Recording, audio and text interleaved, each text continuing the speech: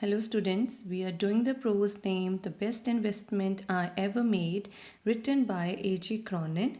In the last video, we have read that the writer was coming back from America, and on the ship he met Mr. S and Mrs. S. John.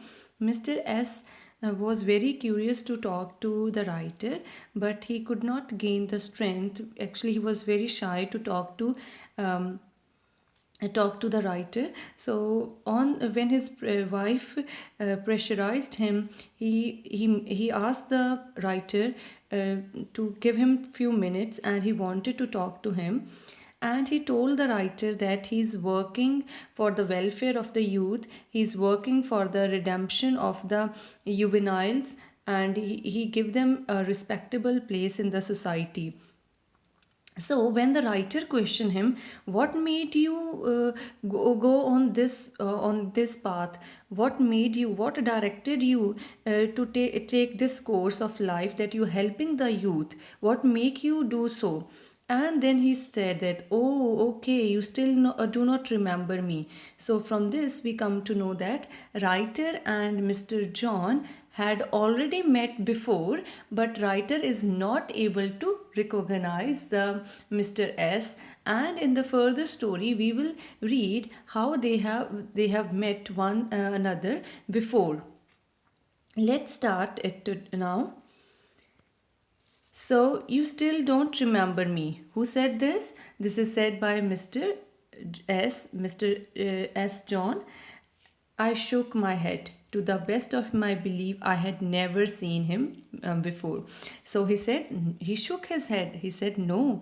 ਕਹਿੰਦੇ ਜਿੱਥੋਂ ਤੱਕ ਮੈਨੂੰ ਯਾਦ ਸੀ to the best of my belief ਜਿੱਥੇ ਤੱਕ ਮੈਂ ਸੋਚ ਪਾ ਰਿਹਾ ਸੀ ਯਾਦ ਕਰ ਪਾ ਰਿਹਾ ਸੀ ਕਿ ਮੈਂ ਇਹਨੂੰ ਕਦੇ ਵੀ ਪਹਿਲਾਂ ਨਹੀਂ ਮਿਲਿਆ I wanted to get in touch with you for many years, he went on, under increasing stress, but I was never able to bring myself to do so. ਤਾਂ ਮਿਸਟਰ ਐਸ ਨੇ ਕੀ ਜਵਾਬ ਦਿੱਤਾ ਕਿ ਮੈਂ ਬਹੁਤ ਸਾਲਾਂ ਤੋਂ ਤੁਹਾਨੂੰ ਮਿਲਣਾ ਚਾਹੁੰਦਾ ਸੀ ਔਰ ਕਾਫੀ ਉਹਨਾਂ ਦੇ ਫੇਸ 'ਤੇ ਸਟ੍ਰੈਸ ਟੈਨਸ਼ਨ ਵੀ ਦਿਖ ਰਹੀ ਸੀ ਅਤੇ ਕਹਿੰਦੇ ਪਰ ਮੈਂ ਕਦੇ ਵੀ ਆਪਣੇ ਆਪ ਨੂੰ ਤੁਹਾਨੂੰ ਮਿਲਣ ਲਈ ਆਪਣੇ ਆਪ ਦੇ ਵਿੱਚ ਸਟਰੈਂਥ ਨਹੀਂ ਪੈਦਾ ਕਰ ਪਾਇਆ ਦੈਨ ਬੈਂਡਿੰਗ ਨੀਅਰ ਕਹਿੰਦੇ ਉਹਨੇ ਮੇਰੇ ਬਿਲਕੁਲ ਨਜ਼ਦੀਕ ਆ ਕੇ ਮੇਰੇ ਸਾਹਮਣੇ ਝੁੱਕ ਕੇ ਹੀ ਸਪੋਕ ਅ ਫਿਊ ਵਰਡਸ ਕੁਝ ਸ਼ਬਦ ਕਹੇ tensely in very stressful manner in my ear ਕਹਿੰਦੇ ਮੇਰੇ ਉਹਨੇ ਕੰਨ ਦੇ ਵਿੱਚ ਕੁਝ ਕਿਹਾ at that slowly the veils parted veil ਦਾ ਕੀ ਮਤਲਬ ਹੁੰਦਾ ਆ ਪਰਦਾ ਜਾਂ ਆਪਾਂ ਕਹਿ ਲਓ ਕਿ ਮਾਸਕ ਜਿਹੜਾ ਕਿਸੇ ਨੇ ਪਾਇਆ ਹੁੰਦਾ ਨਾ ਮਾਸਕ ਦੇ ਵਿੱਚ we are not able to recognise the person ਜਿਸ ਤਰ੍ਹਾਂ ਮਾਸਕ ਹੁੰਦਾ ਨਾ ਉਹਦੇ ਨਾਲ ਅਸੀਂ ਪਹਿਚਾਣ ਨਹੀਂ ਪਾਉਂਦੇ ਸੋ ਇਸ ਲਈ ਕਹਿੰਦੇ ਜਦੋਂ ਉਹਨੇ ਮੇਰੇ ਕੰਨ ਦੇ ਵਿੱਚ ਕੁਝ ਸ਼ਬਦ ਕਹੇ ਉਹਦੇ ਨਾਲ ਜਿਹੜਾ ਉਹ ਵੇਲ ਸੀ ਮਾਸਕ ਸੀਗਾ ਪਾਰਟਡ ਮਤਲਬ ਉੱਪਰੋਂ ਉੱਠ ਗਿਆ ਉਹਦੇ ਚਿਹਰੇ ਤੋਂ ਜਿਹੜਾ ਨਕਾਬ ਸੀ ਮਾਸਕ ਸੀ ਉੱਠ ਗਿਆ my thoughts sped back means ran back a quarter of a century. Century has a 100 years. Quarter of century means 25 years. ਕਹਿੰਦੇ ਮੇਰਾ ਹੁਣ ਜਿਹੜਾ ਥਾਟ ਸੀਗੇ 25 ਸਾਲ ਪਿੱਛੇ ਚਲੇ ਗਏ and I remembered the sole occasion. Sole means only occasion.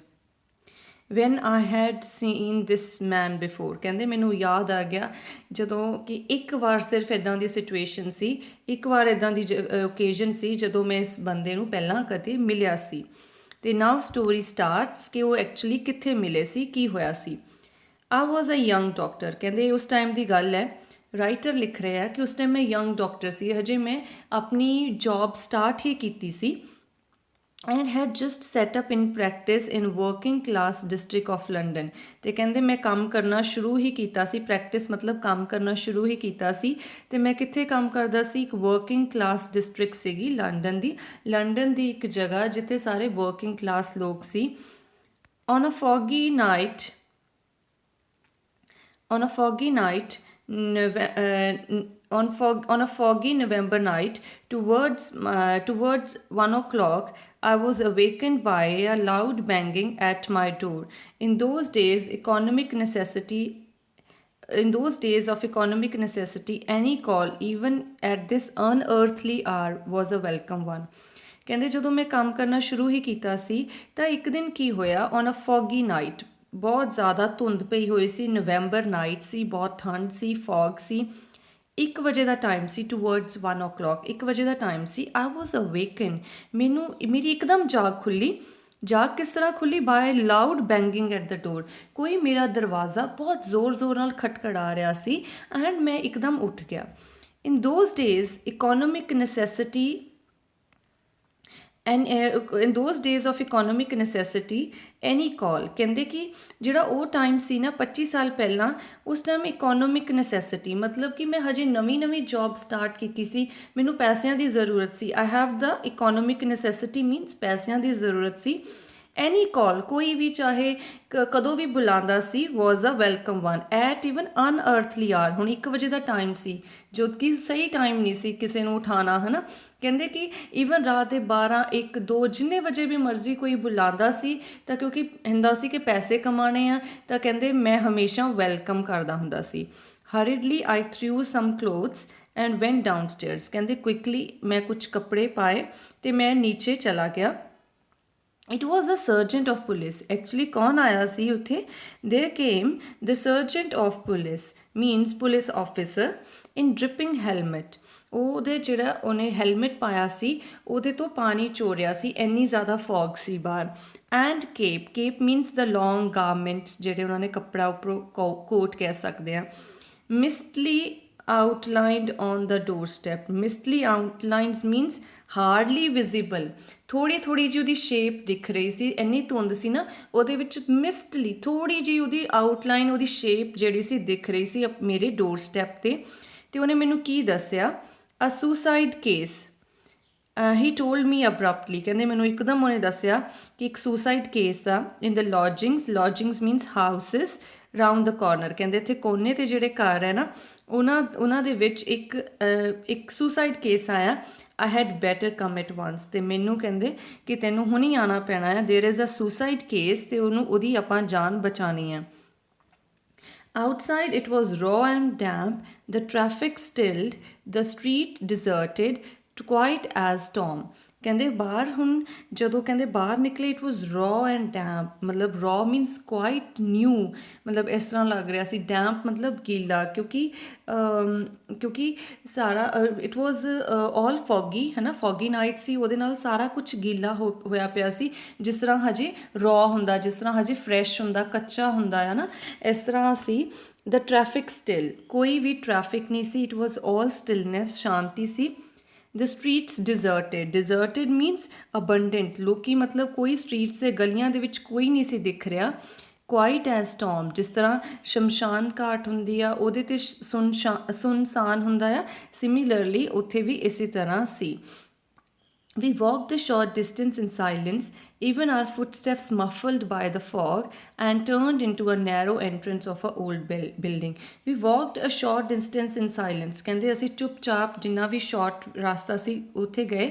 Even our footsteps muffled by a fog, ਇੰਨੀ ਧੁੰਦ ਸੀ ਜਿਹੜਾ ਸਾਡੇ footsteps ਸੀ ਨਾ ਉਹ ਵੀ covered ਹੋ ਰਹੇ ਸੀ। Muffled means covered by a fog. And ਕਹਿੰਦੇ ਉਸ ਤੋਂ ਬਾਅਦ ਵੀ ਐਂਟਰਡ ਅ ਨੈਰੋ ਐਂਟਰੈਂਸ, ਮਤਲਬ ਛੋਟੀ ਜਿਹੀ ਗਲੀ 'ਚ ਗਏ ਅਤੇ ਉੱਥੇ ਇੱਕ ਪੁਰਾਣੀ ਬਿਲਡਿੰਗ ਸੀ, ਉਹਦੇ ਅੰਦਰ ਅਸੀਂ ਐਂਟਰ ਹੋ ਗਏ।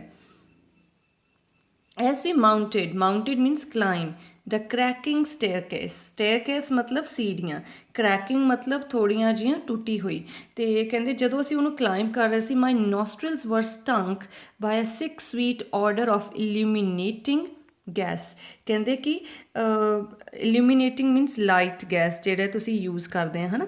ਸੋ ਕਹਿੰਦੇ ਕਿ ਜਦੋਂ ਉੱਥੇ ਅਸੀਂ ਪਹੁੰਚੇ, ਪੌੜੀਆਂ ਚੜ੍ਹ ਕੇ ਉੱਪਰ ਗਏ, ਤਾਂ ਮੇਰੇ ਕਹਿੰਦੇ ਨੱਕ ਦੇ ਵਿੱਚ ਇੱਕ ਨਾ ਸਵੀਟ ਜਿਹੜੀ ਗੈਸ ਦੀ ਸਮੈਲ ਹੁੰਦੀ ਸੀ ਨਾ, ਉਹ ਮੈਨੂੰ ਚੜ੍ਹਨ ਲੱਗ ਗਈ। ਨੋਸਟਰਿਲਸ ਵਰ ਸਟੰਗ ਮਤਲਬ ਨੋਸਟਰਿਲਸ ਵਰ ਅਟੈਕਡ ਬਾਏ, ਹੈ ਨਾ, ਉਹ ਸਮੈਲ ਨੂੰ ਇੱਕਦਮ ਉੱਥੇ ਅਟੈਕ ਹੋਇਆ ਮੇਰੇ ਨੱਕ ਦੇ ਵਿੱਚ।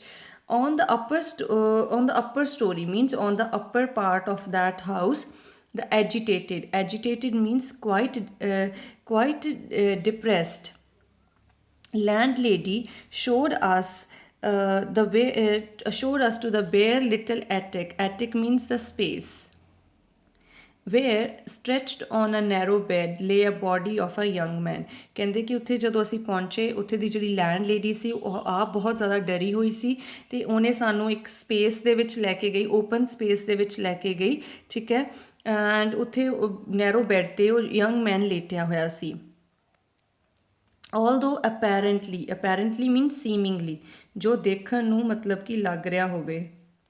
although seemingly lifeless, ਕਹਿੰਦੇ ਦੇਖਣ ਨੂੰ ਬਿਲਕੁਲ ਉਹ ਮਰਿਆ ਹੋਇਆ ਲੱਗ ਰਿਹਾ ਸੀ, there remained the barest means the very small chance, barest chance means smallest chance that the youth was not quite beyond recall, ਕਹਿੰਦੇ ਕਿ ਉੱਥੇ ਬਸ ਮਿਨੀਮਲ ਸਮਾਲ ਚਾਂਸ ਸੀਗਾ ਕਿ ਜਿਹੜਾ ਇਹਨੂੰ ਯੂਥ ਹੈ ਇਹਨੂੰ ਅਸੀਂ ਦੁਬਾਰਾ ਲੈ ਕੇ ਆ ਸਕੀਏ, ਦਾ ਜੀਵਨ ਵਾਪਸ ਲੈ ਕੇ ਆ ਸਕੀਏ। With the surgeon's help, I began the work of resuscitation. Resuscitation means restore life, ਵਾਪਸ ਕਿਸੇ ਨੂੰ ਜ਼ਿੰਦਾ ਕਰਨਾ। ਕਹਿੰਦੇ ਮੈਂ ਸਰਜਨ ਦੀ ਪੁਲਿਸ ਆਫਿਸਰ ਦੀ ਹੈਲਪ ਦੇ ਨਾਲ ਇਹ ਉਹਦੀ ਹੈਲਪ ਕਰਨ ਲੱਗ ਗਿਆ ਕਿ ਇਹਦੀ ਜ਼ਿੰਦਗੀ ਅਸੀਂ ਵਾਪਸ ਲੈ ਕੇ ਆਉਣੀ ਆ। For an hour we laboured without success, ਕਹਿੰਦੇ 1 ਘੰਟਾ ਅਸੀਂ ਕਹਿੰਦੇ ਕੋਸ਼ਿਸ਼ ਕੀਤੀ ਲੇਕਿਨ ਕੋਈ ਸਫਲਤਾ ਹੱਥ ਨਹੀਂ ਆਈ। after 15 minutes it appeared useless, ਕਹਿੰਦੇ 1 ਘੰਟਾ 15 ਮਿੰਟ ਬਾਅਦ ਤਾਂ ਲੱਗਾ ਕਿ ਯੂਜ਼ਲੈਸ ਹੈ, ਜਿੰਨਾ ਵੀ ਐਫਰਟ ਕਰ ਰਹੇ ਹਾਂ ਯੂਜ਼ਲੈਸ ਆ, ਇਸ ਬੱਚੇ ਨੇ ਹੁਣ ਨਹੀਂ ਬਚਣਾ। then as we were about to give up ਮਤਲਬ ਕਿ ਆਪਣੀ ਆਸ ਛੱਡਣ ਹੀ ਲੱਗੇ ਸੀ। completely exhausted means tired, there broke from the patient a shallow means small, compulsive gas means quick intake of a breath, ਜਦੋਂ ਕੋਈ ਇੱਕਦਮ ਕਿਸੇ ਦਾ ਨਾ ਸਾਹ ਵਾਪਸ ਮੁੜ ਆਉਂਦਾ ਹੈ ਉਹਨੂੰ ਕਹਿੰਦੇ ਕੰਵਲਸਿਵ ਗੈਸਪ। ਅਤੇ ਕਹਿੰਦੇ ਜਦੋਂ ਸਾਨੂੰ ਲੱਗਾ ਕਿ ਬਸ ਹੁਣ ਨਹੀਂ ਬਚਣਾ ਇਹਨੇ, ਤਾਂ ਕਹਿੰਦੇ ਇੱਕਦਮ ਉਹਨੇ ਸਾਹ ਲਿਆ ਆਪਣਾ ਅੰਦਰ। It was like resurrection from the grave, ਕਹਿੰਦੇ ਇੱਦਾਂ ਲੱਗਾ ਕਿ ਜਿਸ ਤਰ੍ਹਾਂ ਉਹ ਆਪਣੀ ਕਬਰ ਤੋਂ ਉੱਠ ਕੇ ਆਇਆ ਹੋਵੇ। ਅ ਮਿਰੇਕਲ, ਇੱਕ ਤਰ੍ਹਾਂ ਨਾਲ ਚਮਤਕਾਰ ਸੀ। The steering of life, the steering means moving of life under her hands, ਕਹਿੰਦੇ ਸਾਡੇ ਹੱਥਾਂ ਦੇ ਵਿੱਚ ਇੱਕ ਜਾਨ ਜਿਹੜੀ ਹੈ ਉਹ ਜਾਂਦੇ ਜਾਂਦੇ ਵਾਪਸ ਸਾਡੇ ਹੱਥਾਂ ਦੇ ਵਿੱਚ ਆ ਗਈ ਅਤੇ ਸਾਡੇ ਹੱਥਾਂ 'ਚ ਮੂਵ ਕਰ ਰਹੀ ਹੈ, ਸਟਿਰ ਕਰ ਰਹੀ ਹੈ। Half an hour of redoubled efforts, ਕਹਿੰਦੇ ਫਿਰ ਇਸ ਤੋਂ ਬਾਅਦ ਫਿਰ ਅਸੀਂ ਅੱਧਾ ਘੰਟਾ ਉਸ ਤੋਂ ਬਾਅਦ ਹੋਰ ਐਫਰਟ ਕੀਤਾ, ਰੀਡਬਲ ਐਫਰਟ ਕੀਤਾ। And we had the youth sitting up gazing us dazedly and alas slowly realizing the horror of the situation। ਔਰ ਡੇਜ਼ਲੀ ਮੀਨਸ ਫੇਂਟਲੀ, ਹੈ ਨਾ, ਜਿਸ ਤਰ੍ਹਾਂ ਕਿਸੇ ਦਾ ਸਿਰ ਚੱਕਰਾ ਰਿਹਾ ਹੁੰਦਾ ਹੈ, ਦੈਟਸ ਡੇਜ਼ਲੀ। ਅਤੇ ਕਹਿੰਦੇ ਕਿ ਅੱਧੇ ਘੰਟੇ ਦੇ ਡਬਲ ਐਫਰਟ ਦੇ ਨਾਲ, ਰੀਡਬਲਡ ਐਫਰਟ ਦੇ ਨਾਲ ਅਸੀਂ ਦੇਖਿਆ ਕਿ ਯੂਥ ਜਿਹੜਾ ਸੀ ਉੱਠ ਕੇ ਬੈਠ ਗਿਆ, ਸਾਡੇ ਵੱਲ ਦੇਖ ਰਿਹਾ ਸੀਗਾ। ਫੇਂਟਲੀ, ਉਹਨੂੰ ਥੋੜ੍ਹਾ ਥੋੜ੍ਹਾ ਧੁੰਦਲਾ ਦਿਖ ਰਿਹਾ ਸੀ, ਡੇਜ਼ਲੀ ਮੀਨਸ ਧੁੰਦਲਾ ਦਿਖਣਾ। And alas and he was sad, ਉਹਨੂੰ ਹੁਣ ਹੌਲੀ ਹੌਲੀ ਰਿਅਲਾਈਜ਼ ਹੋਇਆ ਸੀ ਕਿ ਉਹ ਕਿਸ ਤਰ੍ਹਾਂ ਦੀ ਭਿਆਨਕ ਸਿਚੁਏਸ਼ਨ 'ਚੋਂ ਬਾਹਰ ਨਿਕਲਿਆ ਆ। He was round cheeked lad means boy, with a simple contrified means rough hair, and the story he told us as he slowly regained strength in a bleak means the sad morning hours was simple too। ਇਹ ਜਿਹੜਾ ਲੜਕਾ ਸੀ ਨਾ ਉਹਦੇ round ਚੀਕ ਸੀ, rough hair ਸੀ, ਜੋ ਕਹਿੰਦੇ ਉਹਨੇ story ਸੁਣਾਈ ਹੌਲੀ ਹੌਲੀ ਜਦੋਂ ਉਹਨੂੰ ਸਟਰੈਂਥ ਉਹਦੀ ਵਾਪਸ ਆਉਣ ਲੱਗੀ, ਉਹਦੀ ਜਾਨ ਉਹਦੀ ਥੋੜ੍ਹੀ ਜਿਹੀ ਵਾਪਸ ਮਿਲਣ ਲੱਗੀ, ਤਾਂ ਉਹਨੇ ਕਹਿੰਦੇ ਇਨ ਦ ਮੋਰਨਿੰਗ ਆਰਸ ਮੀਨਸ ਹੁਣ ਉਹਨਾਂ ਨੂੰ ਸਵੇਰ ਹੋ ਚੁੱਕੀ ਸੀ, ਔਰ ਉਹਦੇ ਵਿੱਚ ਉਹਨੇ ਆਪਣੀ ਇੱਕ ਸੈਡ ਸਟੋਰੀ ਸੁਣਾਈ ਵਿਚ ਵਾਜ਼ ਵੈਰੀ ਸਿੰਪਲ। ਕੀ ਸਟੋਰੀ ਸੀ ਉਸ ਲੜਕੇ ਦੀ? His parents were dead, an uncle in the provinces, anxious means quite excited to no doubt to get off an unwanted responsibility। ਅਤੇ ਕਹਿੰਦੇ ਕਿ ਉਹਦੇ ਪੇਰੈਂਟਸ ਜਿਹੜੇ ਸੀ ਉਹ ਮਰ ਚੁੱਕੇ ਸੀ, ਉਹਦਾ ਇੱਕ ਅੰਕਲ ਸੀ ਸੇਮ ਜਗ੍ਹਾ, ਸੇਮ ਪ੍ਰੋਵਿੰਸ, ਸੇਮ ਸ਼ਹਿਰ ਦੇ ਵਿੱਚ ਰਹਿੰਦਾ ਸੀ। ਉਹ ਤਾਂ ਬਸ ਉਹਨੂੰ ਫਟਾਫਟ ਇਹ ਸੀ ਕਿ ਇਹ ਤੋਂ ਮੈਨੂੰ ਛੁਟਕਾਰਾ ਮਿਲੇ, I want to get rid of this unwanted responsibility. ਉਹਦੇ ਮਦਰ ਫਾਦਰ ਦੀ ਡੈਥ ਹੋ ਗਈ ਹੈ ਔਰ ਉਹਦੀ ਰਿਸਪੋਂਸਿਬਿਲਿਟੀ ਉਹਦੇ ਅੰਕਲ 'ਤੇ ਆ ਗਈ ਸੀ, ਅਤੇ ਉਹ ਚਾਹੁੰਦੇ ਸੀ ਕਿ ਇਹ ਇੱਥੋਂ ਚਲਾ ਜਾਏ ਔਰ ਮੈਂ ਇਸ ਜ਼ਿੰਮੇਵਾਰੀ ਤੋਂ ਛੁੱਟ ਜਾਵਾਂ। ਹੀ ਫਾਊਂਡ ਹਿਮ ਅ ਪੋਜੀਸ਼ਨ, ਅਤੇ ਉਹਨਾਂ ਨੇ ਫਿਰ ਕੀ ਕੀਤਾ, ਉਹਦੇ ਅੰਕਲ ਤਾਂ ਚਾਹੁੰਦੇ ਸੀ ਉਹ ਜਲਦੀ ਚਲਾ ਜਾਵੇ, ਇਸ ਲਈ ਉਹਨਾਂ ਨੇ ਉਹਦੇ ਲਈ ਇੱਕ ਹੀ found him a position as a clerk in a London solicitor's office. ਉਹਨਾਂ ਨੇ ਉਹਦੇ ਲਈ ਇੱਕ ਉਹਨੂੰ ਜੋਬ ਲਗਵਾ ਦਿੱਤੀ। ਲੰਡਨ ਦਾ ਇੱਕ ਸੋਲਿਸਟਰ ਆਫਿਸ ਸੀ, ਮਤਲਬ ਕਿ ਇੱਕ ਬੈਰਿਸਟਰ ਦਾ ਲਾਇਰ ਦਾ ਆਫਿਸ ਸੀ ਉਹਦੇ ਵਿੱਚ ਉਹਨੂੰ ਕਲਰਕ ਦੀ ਜੌਬ ਦਿਲਵਾ ਦਿੱਤੀ। He had bean in the city only 6 months, ਉਹਨੂੰ ਇਸ ਸ਼ਹਿਰ ਦੇ ਵਿੱਚ ਆਏ ਹੋਏ 6 ਮੰਥਸ ਹੀ ਹੋਏ ਸੀ। ਅਟਰਲੀ ਫਰੈਂਡਲੈਸ, ਉਹਦਾ ਕੋਈ ਵੀ ਫਰੈਂਡ ਨਹੀਂ ਸੀ। ਹੀ ਮੇਡ ਬੈਡ ਕੰਪੈਨੀਅਨਸ, ਔਰ ਉੱਥੇ ਆ ਕੇ ਉਹਨੇ ਸ਼ਹਿਰ ਦੇ ਵਿੱਚ ਆ ਕੇ ਗਲਤ ਸੰਗਤ ਦੇ ਵਿੱਚ ਪੈ ਗਿਆ, ਬੈਡ ਕੰਪਨੀ ਉਹਨੇ ਚੂਜ਼ ਕਰ ਲਈ। And like a young fool began to bet on horses, ਜੋ ਉਹਨੂੰ ਸੈਲਰੀ ਮਿਲਦੀ ਸੀ ਲਾਈਕ ਅ ਫੂਲ ਉਹਨੇ ਬੈਟਿੰਗ ਕਰਨੀ ਸ਼ੁਰੂ ਕਰ ਦਿੱਤੀ, ਜਿਸ ਤਰ੍ਹਾਂ ਸੱਟਾ ਲਗਾਉਣਾ ਸ਼ੁਰੂ ਕਰ ਦਿੱਤਾ ਹਾਰਸ ਰੇਸਿਸ ਦੇ ਵਿੱਚ। Soon he had lost all his small savings, pledged his belongings, and owed a bookmaker a disastrous amount. ਹੌਲੀ ਹੌਲੀ ਕੀ ਹੋਇਆ, ਉਹਨੇ ਜਿਹੜੀ ਉਹਦੀ ਥੋੜੀ ਜਿਹੀ small saving ਸੀ ਉਹ ਵੀ ਖਤਮ ਕਰ ਲਈ। pledged means deposited, ਜੋ ਵੀ ਉਹਦੇ ਕੋਲ ਸੀ, ਜੋ ਵੀ ਉਹਦੀਆਂ ਬਿਲੋਂਗਿੰਗ ਸੀ, ਸਾਰਾ ਉਹਨੇ ਦੇ ਦਿੱਤਾ। ਫਿਰ ਵੀ owed ਮਤਲਬ ਕਿ ਹਜੇ ਵੀ ਕਰਜ਼ੇ ਦੇ ਵਿੱਚ ਸੀ। A bookmaker, a disastrous here means large amount. Who is bookmaker? Bookmaker is a person who accepts bet on horses, ਜਿਹੜੇ ਕਿ ਸਭ ਦੀਆਂ ਬੈਟਸ ਪੈਸੇ ਇਕੱਠੇ ਕਰਦਾ ਆ, ਔਰ ਜਿਹੜਾ ਜਿੱਤਦਾ ਆ ਫਿਰ ਬਾਅਦ ਦੇ ਵਿੱਚ ਉਹ ਸਾਰਾ ਪੈਸਾ ਉਹਨੂੰ ਦਿੰਦੇ ਆ ਵਿਦ ਸਮ ਕਮਿਸ਼ਨ, ਤਾਂ ਉਹਨੂੰ ਬੁੱਕ ਮੇਕਰ ਕਹਿੰਦੇ ਆ।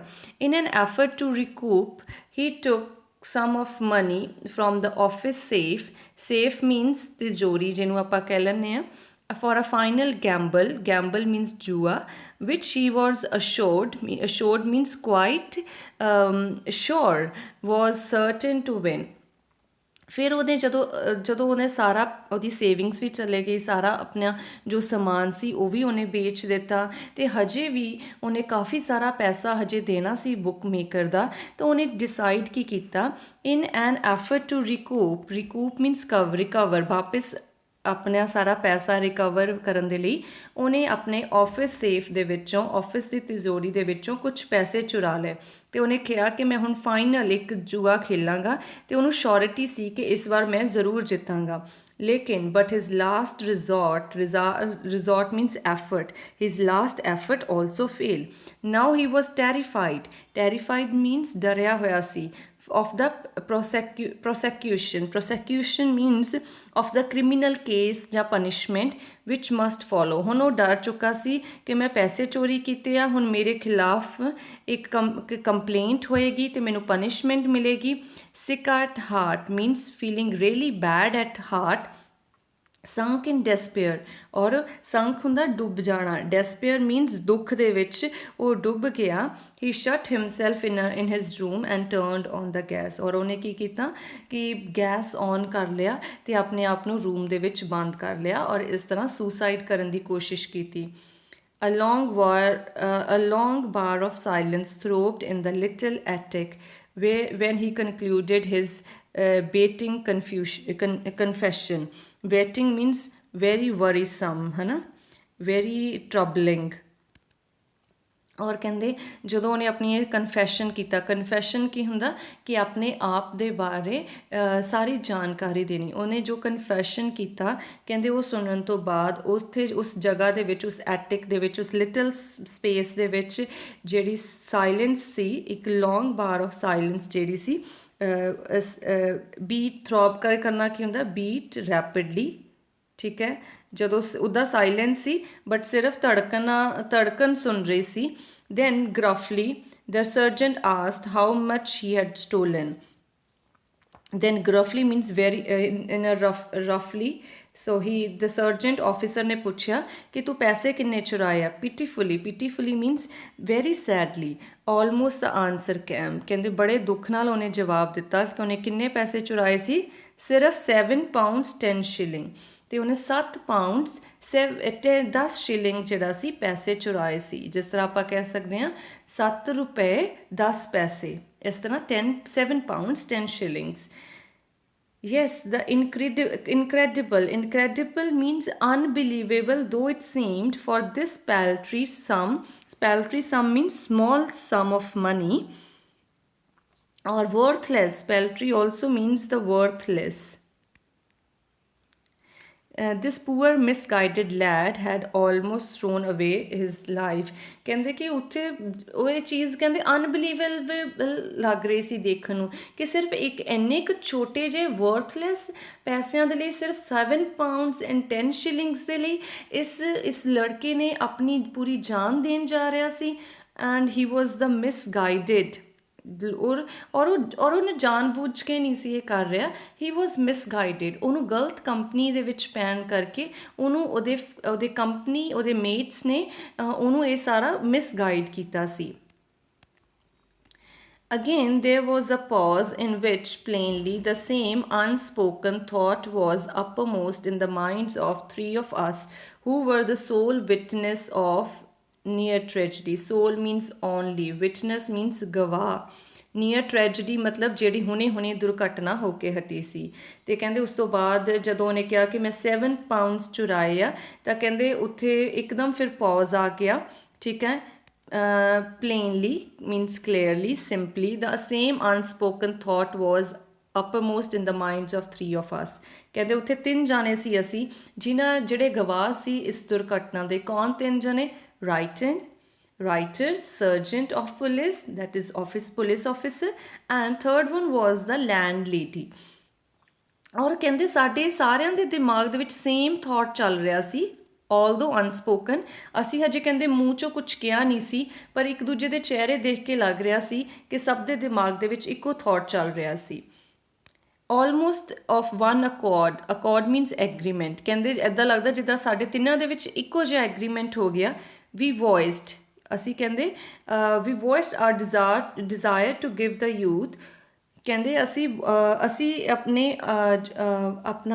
ਆਪਣੇ ਬਾਰੇ ਵੌਇਸ ਆਊਟ ਕੀਤਾ ਕਿ ਅਸੀਂ ਆਪਣੀ ਜਿਹੜੀ ਇੱਛਾ ਸੀ ਵੀ ਵੌਇਸਡ ਆਰ ਡਿਜ਼ਾਇਰ ਮਤਲਬ ਕਿ ਅਸੀਂ ਆਪਣੀ ਜਿਹੜੀ ਇੱਛਾ ਸੀ ਉਸ ਲੜਕੇ ਦੇ ਸਾਹਮਣੇ ਜ਼ਾਹਿਰ ਕੀਤੀ ਵੌਇਸਡ ਆਰ ਡਿਜ਼ਾਇਰ ਮਤਲਬ ਇੱਛਾ ਜ਼ਾਹਿਰ ਕਰਨੀ whose defenseless nature rather than any vicious tendencies had brought him to this extremity ਮਤਲਬ ਕਿ ਇਹ ਇਸ ਹੱਦ ਤੱਕ ਪਹੁੰਚ ਜਾਣਾ ਕਹਿੰਦੇ ਇਸ ਲੜਕੇ ਦਾ ਨਾ ਕੁਛ ਵਿਸ਼ੀਅਸ ਮੀਨਸ ਈਵਲ ਟੈਂਡੈਂਸੀ ਮਤਲਬ ਥਾਟਸ ਉਹਦੇ ਮਨ ਦੇ ਵਿੱਚ ਕੋਈ ਈਵਲ ਥਾਟ ਨਹੀਂ ਸੀ ਕਿ ਜਿਹਦੇ ਕਰਕੇ ਉਹਨੇ ਸਾਰਾ ਕੁਛ ਇਸ ਹੱਦ ਤੱਕ ਉਹ ਪਹੁੰਚ ਗਿਆ ਹੀ ਵਾਜ਼ ਆਫ ਡਿਫੈਂਸਲੈਸ ਨੇਚਰ ਠੀਕ ਹੈ ਉਹ ਆਪਣੇ ਡਿਫੈਂਸ ਦੇ ਵਿੱਚ ਕੁਛ ਕਰ ਨਹੀਂ ਪਾ ਰਿਹਾ ਸੀ ਅਤੇ ਉਹਦੇ ਮਨ ਦੇ ਵਿੱਚ ਕੁਛ ਇਹਦਾ ਬੁਰੀ ਭਾਵਨਾ ਵੀ ਨਹੀਂ ਸੀ ਬਸ ਉਹ ਇੱਕ ਤਰ੍ਹਾਂ ਮਿਸਗਾਈਡਡ ਸੀ ਇਸ ਲਈ ਉਹ ਇਸ ਹੱਦ ਤੱਕ ਇਸ ਐਕਸਟ੍ਰੀਮਿਟੀ ਤੱਕ ਪਹੁੰਚਿਆ ਇਸ ਲਈ ਇਸ ਯੂਥ ਨੂੰ ਅਸੀਂ ਕਹਿੰਦੇ ਕੀ ਦੇਣਾ ਚਾਹੁੰਦੇ ਸੀ ਅਸੀਂ ਕੀ ਇੱਛਾ ਜ਼ਾਹਿਰ ਕੀਤੀ ਆ ਫਰੈਸ਼ ਸਟਾਰਟ ਅਸੀਂ ਕਹਿੰਦੇ ਉਹਦੇ ਸਾਹਮਣੇ ਇਹ ਇੱਛਾ ਜ਼ਾਹਿਰ ਕੀਤੀ ਕਿ ਅਸੀਂ ਤੈਨੂੰ ਇੱਕ ਨਿਊ ਬਿਗਨਿੰਗ ਇੱਕ ਫਰੈਸ਼ ਸਟਾਰਟ ਦੇਵਾਂਗੇ ਦ sergeant at considerable risk to his job considerable means to a great risk to his job resolved means promised to make no report upon the case so no court proceedings would result ਤੇ ਉਹਨੇ sergeant ਨੇ ਕਿਸ ਤਰ੍ਹਾਂ help ਕੀਤੀ ਉਹਨੇ ਆਪਣੀ job ਨੂੰ risk ਦੇ ਵਿੱਚ ਰੱਖਦੇ ਹੋਏ ਉਹਨੇ ਕਿਹਾ ਕਿ ਮੈਂ ਤੇਰੇ ਖਿਲਾਫ ਕੋਈ ਵੀ ਕੇਸ ਜਿਹੜਾ ਆ ਦਰਜ ਨਹੀਂ ਕਰਾਂਗਾ ਕੋਈ ਰਿਪੋਰਟ ਨਹੀਂ ਹੋਏਗੀ ਤਾਂ ਮਤਲਬ ਤੂੰ ਕੋਰਟ ਦੇ ਵਿੱਚ ਵੀ ਤੈਨੂੰ ਜਾਣਾ ਨਹੀਂ ਪਏਗਾ The landlady offered a month's free board until he got up on his feet again. ਤੇ ਜਿਹੜੀ ਲੈਂਡਲੇਡੀ ਸੀ ਉਹਨੇ ਉਹਨੂੰ ਕਿਹਾ ਕਿ ਮੈਂ ਤੈਨੂੰ 1 ਮਹੀਨਾ ਫ੍ਰੀ ਇੱਥੇ ਆਪਣੇ ਘਰ ਦੇ ਵਿੱਚ ਰੱਖ ਸਕਦੀ ਹਾਂ ਜਦ ਤੱਕ ਤੂੰ ਆਪਣੇ ਪੈਰਾਂ 'ਤੇ ਆਪ ਖੜੇ ਨਹੀਂ ਹੋ ਜਾਂਦਾ while I means the writer making perhaps the least contribution ਕਹਿੰਦੇ ਮੈਂ ਸ਼ਾਇਦ ਸਾਰਿਆਂ ਦੇ ਨਾਲੋਂ ਘੱਟ ਕੰਟਰੀਬਿਊਸ਼ਨ ਕੀਤੀ ਅਤੇ ਮੈਂ ਕੀ ਕੰਟਰੀਬਿਊਸ਼ਨ ਕੀਤੀ ਕੇਮ ਫੋਰਵਰਡ ਮੈਂ ਅੱਗੇ ਆਇਆ with 7 pounds 10 shillings for him to put back in the office safe ਕਹਿੰਦੇ ਕਿ ਮੈਂ ਕਿਸ ਤਰ੍ਹਾਂ ਉਹਦੀ ਹੈਲਪ ਕੀਤੀ ਕਿ ਮੈਂ ਉਹਨੂੰ 7 pounds 10 shillings ਦਿੱਤੇ ਕਿ ਜਿਹੜੇ ਕਿ ਉਹ ਆਫਿਸ ਸੇਫ ਦੇ ਵਿੱਚ ਵਾਪਸ ਜਾ ਕੇ ਰੱਖ ਦੇਵੇ So who was this boy who attempted suicide? It was Mr. John. It was Mr. S. John, and who had helped him? Writer had helped him when he attempted the suicide, and he gave him 7 pounds 10 shillings, ਤੇ ਇਹ ਜਿਹੜੇ ਉਹਨੇ 7 pounds 10 shillings ਉਹਨੂੰ ਦਿੱਤੇ, ਇਸ ਛੋਟੀ ਜਿਹੀ amount ਨੇ ਉਹਦੀ ਜ਼ਿੰਦਗੀ ਬਦਲ ਦਿੱਤੀ, ਮਿਸਟਰ ਐਸ ਜੌਨ ਦੀ ਜ਼ਿੰਦਗੀ ਬਦਲ ਦਿੱਤੀ। The ship moved on through the still night, still darkness of the niche. Niche means the ark, ਜਿਹੜੀ ਕਿ ਜਦੋਂ ਕਿ ਕੁਛ ਕਵਰ ਕਰ ਦਿੰਦੇ ਆ ਨਾ, ਆਰਕ ਮਤਲਬ ਕਿ ਜਿਹੜਾ ਕੁਛ ਏਰੀਆ ਕਵਰਡ ਹੋ ਜਾਂਦਾ, ਜਿਸ ਤਰ੍ਹਾਂ ਸੁਰੰਗ ਵਗੈਰਾ ਹੁੰਦੀ ਨਾ, ਇਸ ਤਰ੍ਹਾਂ। ਕਹਿੰਦੇ ਕਿ ਹੁਣ ਜਦੋਂ ਜਿਹੜੀ ਸ਼ਿਪ ਸੀਗੀ ਉਹ ਇੱਕ ਡਾਰਕਨੈਸ ਦੇ ਵਿੱਚ ਮੂਵ ਕਰਨ ਲੱਗ ਗਈ, ਇੱਕ ਨੀਚ ਆ ਗਈ ਸੀ ਉੱਥੇ, ਆਰਕ ਆ ਗਈ ਸੀ, ਉਹਦੇ ਵਿੱਚੋਂ ਮੂਵ ਕਰ ਰਹੀ ਸੀ। there was no need to speech, ਕਹਿੰਦੇ ਹੁਣ ਅੱਗੇ ਕੁਛ ਸ਼ਬਦਾਂ ਦੀ ਜ਼ਰੂਰਤ ਨਹੀਂ ਸੀ। with tender gestures, tender means a very sensitive loving gesture, Mrs. S had taken her husband's hand. ਜਦੋਂ ਸਭ ਪੁਰਾਣੀਆਂ ਗੱਲਾਂ ਯਾਦ ਕਰ ਰਹੇ ਸੀਗੇ ਤਾਂ ਬੜੇ ਪਿਆਰ ਦੇ ਨਾਲ ਮਿਸਿਸ ਐਸ ਨੇ ਆਪਣੇ ਹਸਬੈਂਡ ਦਾ ਹੱਥ ਪਕੜਿਆ। means she supported her husband in all this. As we sat in silence, hearing the sounding of the sea and sighing of the breeze, a singular emotion overcame me. ਕਹਿੰਦੇ ਕਿ ਫਿਰ ਅਸੀਂ ਚੁੱਪਚਾਪ ਬੈਠੇ ਸੀ ਔਰ ਸਾਨੂੰ ਕਾਹਦੀਆਂ ਆਵਾਜ਼ਾਂ ਸੁਣ ਰਹੀਆਂ ਸੀ, ਸਮੁੰਦਰ ਦੀਆਂ ਆਵਾਜ਼ਾਂ ਸੁਣ ਰਹੀਆਂ ਸੀ। ਸਾਇੰਗ ਆਫ ਦਾ ਬਰੀਜ਼, ਜਿਹੜੀ ਹਵਾ ਚੱਲ ਰਹੀ ਸੀ, ਸਾਇੰਗ ਹੁੰਦਾ ਸਾਹ ਲੈਣਾ, ਹੌਂਕਾ ਲੈਣਾ, ਇਸ ਤਰ੍ਹਾਂ ਲੱਗ ਰਿਹਾ ਸੀ ਜਿਹੜੀ ਹਵਾ ਦੀ ਆਵਾਜ਼ ਹੈ ਉਹਨੂੰ ਸਾਇੰਗ ਆਫ ਦਾ ਬਰੀਜ਼ ਕਿਹਾ ਗਿਆ ਹੈ। ਕਹਿੰਦੇ ਮੈਨੂੰ ਇੱਕ ਜਿਹੜੀ ਇਮੋਸ਼ਨ ਮੇਰੇ ਅੰਦਰ ਪੈਦਾ ਹੋ ਰਹੀ ਸੀ, ਇਟ ਓਵਰਕੇਮ ਮੀ, ਮੇਰੇ ਉੱਪਰ ਹਾਵੀ ਹੋ ਰਹੀ ਸੀ ਇੱਕ ਇਮੋਸ਼ਨ ਬਹੁਤ ਜ਼ਿਆਦਾ। ਉਹ ਕੀ ਸੀ? I could not but reflect that against all the bad investments I had made throughout the years. ਕਹਿੰਦੇ ਕਿ ਉਹ ਕੀ ਸੀ ਕਿ ਕਹਿੰਦੇ ਮੈਂ ਰੋਕ ਨਹੀਂ ਪਾ ਰਿਹਾ ਸੀ, ਬਟ ਰਿਫਲੈਕਟ ਦੈਟ, ਕਹਿੰਦੇ ਮੇਰੇ ਦਿਮਾਗ ਦੇ ਵਿੱਚ ਇਹੀ ਸੋਚ ਆ ਰਹੀ ਸੀ ਕਿ ਮੈਂ ਜ਼ਿੰਦਗੀ ਦੇ ਵਿੱਚ ਕਿੰਨੀਆਂ ਬੈਡ ਇਨਵੈਸਟਮੈਂਟਸ ਕੀਤੀਆਂ ਹੋਣੀਆਂ ਆ। ਕਿਤੇ ਮੈਂ ਕੋਈ ਪੋਲਿਸੀ ਲਈ ਹੋਣੀ ਆ, ਕਿਤੇ ਘਰ ਦੇ ਵਿੱਚ ਆਪਣੇ ਲਈ ਚੀਜ਼ਾਂ ਇਕੱਠੀਆਂ ਕੀਤੀਆਂ ਹੋਣੀਆਂ, ਮੈਂ ਬਹੁਤ ਸਾਰੀਆਂ ਬੈਡ ਇਨਵੈਸਟਮੈਂਟਸ ਕੀਤੀਆਂ ਹੋਣੀਆਂ। ਇਨਵੈਸਟਮੈਂਟ ਦਾ ਮਤਲਬ ਕੀ ਹੁੰਦਾ? ਪੈਸਾ ਲਗਾਉਣਾ, ਕਿਸੇ ਚੀਜ਼ ਦੇ ਵਿੱਚ ਪੈਸਾ ਲਗਾਉਣਾ। I had made through out the years, ਕਹਿੰਦੇ ਇੰਨੇ ਸਾਲ ਬੀਤ ਗਏ, ਮੈਂ ਕਿੰਨੀਆਂ ਬੈਡ ਇਨਵੈਸਟਮੈਂਟਸ ਕੀਤੀਆਂ ਹੋਣੀਆਂ ਆ। Foolish speculations means thoughts for material gain, ਕਹਿੰਦੇ ਉਹਨਾਂ ਸਾਰੀਆਂ ਇਨਵੈਸਟਮੈਂਟਸ ਦੇ ਵਿੱਚ ਮੇਰਾ ਥਾਟ ਕੀ ਹੁੰਦਾ ਸੀ? Material gain. ਉਹਦੇ ਵਿੱਚੋਂ ਮੈਨੂੰ ਕੀ ਹਮੇਸ਼ਾ ਮਿਲਦਾ ਸੀ? ਕੋਈ ਨਾ ਕੋਈ ਮਟੀਰੀਅਲ ਪ੍ਰੋਫਿਟ ਮਿਲਦਾ ਸੀ। Here at last was one I need not regret, ਪਰ ਕਹਿੰਦੇ ਮੇਰੀ ਜ਼ਿੰਦਗੀ ਦੇ ਵਿੱਚ ਇੱਕ ਇਹ ਇਨਵੈਸਟਮੈਂਟ ਸੀ ਜਿਹਦਾ ਮੈਨੂੰ ਸ਼ਾਇਦ ਜ਼ਿੰਦਗੀ 'ਚ ਕਦੇ ਪਛਤਾਵਾ ਨਾ ਹੋਵੇ। one that had paid no dividend means profit for worldly goods, yet which stand nevertheless means still on profit side in the final reckoning means the calculations. ਕਹਿੰਦੇ ਜਦੋਂ ਕਦੇ ਮੈਂ ਫਾਈਨਲ ਕੈਲਕੂਲੇਸ਼ਨਸ ਕਰੂੰਗਾ ਨਾ ਕਿ ਅੱਜ ਕਿੰਨਾ ਮੈਂ ਜ਼ਿੰਦਗੀ 'ਚ ਪੈਸਾ ਕਮਾਇਆ, ਕਿੰਨਾ ਮੈਂ ਉਹਦੇ ਤੋਂ ਮੈਨੂੰ ਕਿੰਨਾ ਫਾਇਦਾ ਮਿਲਿਆ, ਤਾਂ ਕਹਿੰਦੇ ਕਿ ਇਹ ਜਿਹੜੀ ਇਨਵੈਸਟਮੈਂਟ ਸੀ ਨਾ 7 pounds 10 shilling ਦੀ, ਉਹ ਸਭ ਤੋਂ ਉੱਪਰ ਹੋਏਗੀ ਕਿ ਇਹ ਚੀਜ਼ ਹੈ ਜਿਹੜੀ ਕਿ ਮੈਨੂੰ ਜ਼ਿੰਦਗੀ ਦੇ ਵਿੱਚ ਇਸ ਚੀਜ਼ ਨੇ ਮੈਨੂੰ, ਇਸ ਇਨਵੈਸਟਮੈਂਟ ਨੇ ਸਭ ਤੋਂ ਫਾਇਦਾ ਦਿੱਤਾ। ਕਹਿੰਦੇ ਬਹੁਤ ਸਾਰੀਆਂ ਚੀਜ਼ਾਂ ਆ ਜਿਨ੍ਹਾਂ ਤੋਂ ਮੈਨੂੰ ਅਸੀਂ ਕਹਿੰਦੇ ਚੀਜ਼ ਪੈਸੇ ਲਗਾ ਦਿੰਦੇ ਹਾਂ, that had paid no dividend, ਪਰ ਉਹਨਾਂ ਤੋਂ ਕਹਿੰਦੇ ਕੋਈ ਬੈਨੀਫਿਟ ਨਹੀਂ ਹੁੰਦਾ, ਅਤੇ ਉਹਨਾਂ ਤੋਂ ਬਾਅਦ ਫਿਰ ਜਦੋਂ ਉਸ ਚੀਜ਼ ਨੂੰ ਅਸੀਂ ਖਰੀਦ ਲੈਂਦੇ ਹਾਂ ਕੋਈ ਬੈਨੀਫਿਟ ਵੀ ਨਹੀਂ ਹੁੰਦਾ, ਫਿਰ ਉਸ ਤੋਂ ਬਾਅਦ ਅਸੀਂ ਬਹੁਤ ਪਛਤਾਵਾ ਕਰਦੇ ਹਾਂ। ਠੀਕ ਹੈ, ਪਰ ਕਹਿੰਦੇ ਇਹ ਇੱਕ ਇਨਵੈਸਟਮੈਂਟ ਸੀ ਜਿਹਦਾ ਮੈਨੂੰ ਜ਼ਿੰਦਗੀ 'ਚ ਕਦੇ ਕੋਈ ਪਛਤਾਵਾ ਨਹੀਂ ਹੋਏਗਾ, ਕਿਉਂਕਿ ਇਹ ਹਮੇਸ਼ਾ ਪ੍ਰੋਫਿਟ ਸਾਈਡ 'ਤੇ ਰਹੇਗੀ ਜਦੋਂ ਵੀ ਕਦੇ ਮੈਂ ਫਾਈਨਲ ਕੈਲਕੂਲੇਸ਼ਨਸ ਕਰੂੰਗਾ। So, writer once helped a young boy who was misguided, and that boy was Mr. S. John. And ਉਹਨੇ ਉਹਦੀ ਕਿਸ ਤਰ੍ਹਾਂ ਹੈਲਪ ਕੀਤੀ ਸੀ? by giving him 7 pounds 10 shillings. ਔਰ ਇਹ ਜਿਹੜਾ ਉਹਨੂੰ ਦਿੱਤਾ ਸੀਗਾ, ਪੈਸੇ ਦਿੱਤੇ ਸੀ, it was the best investment he ever made in his life. ਕਿਉਂ? ਕਿਉਂਕਿ ਇਹਦੇ ਨਾਲ ਉਹਨੂੰ ਕੋਈ ਚਾਹੇ ਪੈਸਿਆਂ ਨਾਲ ਰਿਲੇਟਿਡ ਫਾਇਦਾ ਤਾਂ ਨਹੀਂ ਹੋਇਆ, ਬਟ ਇਸ ਚੀਜ਼ ਨੇ ਉਹਨੂੰ ਜ਼ਿੰਦਗੀ ਦੇ ਵਿੱਚ ਬਹੁਤ ਜ਼ਿਆਦਾ ਇਮੈਂਸ ਸੈਟਿਸਫੈਕਸ਼ਨ ਦਿੱਤੀ, ਕਿਉਂਕਿ ਇਹਦੇ ਮਲਟੀਪਲ ਇਫੈਕਟ ਸੀਗੇ। ਕਿਉਂਕਿ ਇੱਕ ਉਹਨੇ ਇੱਕ ਯੂਥ ਨੂੰ ਨਹੀਂ ਬਚਾਇਆ, ਉਹ ਜਿਹੜਾ ਯੂਥ ਸੀਗਾ ਇਨ ਟਰਨ ਬਾਕੀ ਇੱਦਾਂ ਦੇ ਯੂਥ ਨੂੰ ਹੁਣ ਬਚਾ ਰਿਹਾ ਆ, ਕਿਉਂਕਿ ਉਹਦੀ ਕਿਸੇ ਨੇ ਜ਼ਿੰਦਗੀ ਦੇ ਵਿੱਚ ਹੈਲਪ ਕੀਤੀ ਸੀ। ਇਸ ਲਈ ਹੁਣ ਜਿਹੜੇ ਦੂਸਰੇ ਮਿਸਲੈਡ ਯੂਥ ਹੈ, ਜਿਹੜੇ ਗਲਤ ਰਾਸਤੇ 'ਤੇ ਪੈ ਜਾਂਦਾ ਹੈ ਯੂਥ, ਉਹਨਾਂ ਨੂੰ ਉਹ ਮਿਸਟਰ ਐਸ ਜੌਨ ਬਚਾ ਰਿਹਾ ਸੀ। ਮਿਸਟਰ ਐਸ ਜੌਨ ਨੂੰ ਬਚਾਇਆ ਸੀ ਰਾਈਟਰ ਨੇ 7 ਪਾਉਂਡਸ 10 ਸ਼ਿਲਿੰਗ ਦੇ ਨਾਲ, ਅਤੇ ਉਹਨੇ ਤਾਂ ਬਸ ਸਿਰਫ ਇੱਕ ਸਮੋਲ ਅਮਾਊਂਟ ਆਫ ਪੈਸਾ ਲਗਾਇਆ ਸੀ। ਲੇਕਿਨ ਉਹ ਜਿਹੜਾ ਮਿਸਟਰ ਐਸ ਜੌਨ ਸੀ, ਉਹ ਇੰਨਾ ਇੰਸਪਾਇਰ ਹੋਇਆ ਰਾਈਟਰ ਤੋਂ ਕਿ ਹੁਣ ਉਹਨੇ ਇਹ ਕੰਮ ਸ਼ੁਰੂ ਕਰ ਦਿੱਤਾ ਆ ਕਿ ਉਹ ਦੂਸਰੇ ਯੂਥ ਜਿਹੜੇ ਕਿ ਗਲਤ ਰਸਤੇ 'ਤੇ ਪੈ ਜਾਂਦੇ ਆ, ਉਹ ਉਹਨਾਂ ਨੂੰ ਬਚਾ ਰਿਹਾ।